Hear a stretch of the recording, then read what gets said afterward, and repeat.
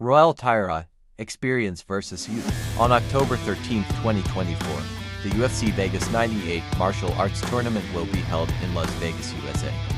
As part of the upcoming event, American fighter Brandon Royval will share the octagon with Japanese Taira. They will fight within the lightest weight category. We suggest you discuss with us to figure out what to expect from the headlines of the next UFC fight show. Brandon Royval is a master of submissions.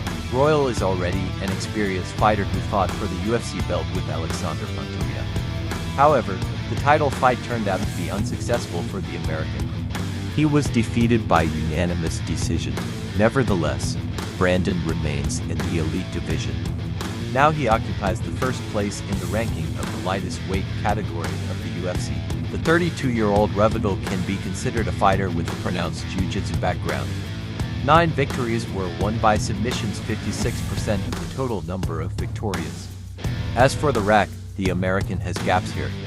He throws an average of 11.98 thrown strikes per minute, but their accuracy is only 28%. Taira is a universal soldier. Taira is one of the main hopes of the lightest weight, which has been stagnating for several years. The Japanese is young. He is only 24 years old and has never lost.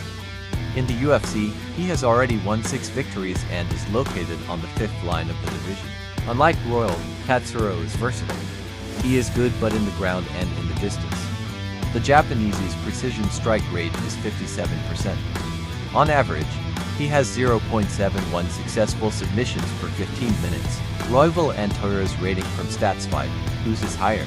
According to StatsFight rating, Taira's fighting level is higher than Royval's. The rating of the Japanese fighter is 95. The American has a rating of 84. Royval's game plan: he needs to finish the fight ahead of schedule. Royval is listed as an obvious underdog by the bookmakers before this fight. And this is quite logical. Taira looks much more powerful, more technical and more diverse. However, Royval has experience on his side.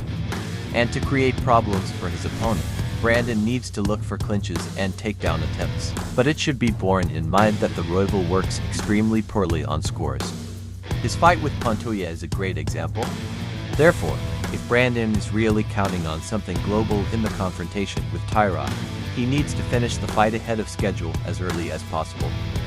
Taira's game plan: drag the Royval into deep waters. As for Taira, it will be safe for him to fight Royval in a distance. But if the Japanese wants to take a chance, then in the fight he will have enough guns to control the American. The main thing for the Japanese in the upcoming match is not to rush. The Japanese probably understands this himself. Royval is dangerous at the beginning of the battle. However, if you drag an American into deep waters, then he will have problems. At a distance, there is definitely preferable to his opponent.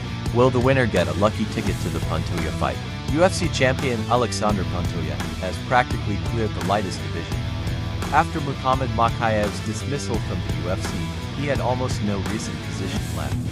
In this regard, there is a 99% probability that the winner of the Royval Taira fight will take first place in the title race and receive a lucky ticket to a duel with the Brazilian who is still waiting for the name of the next opponent.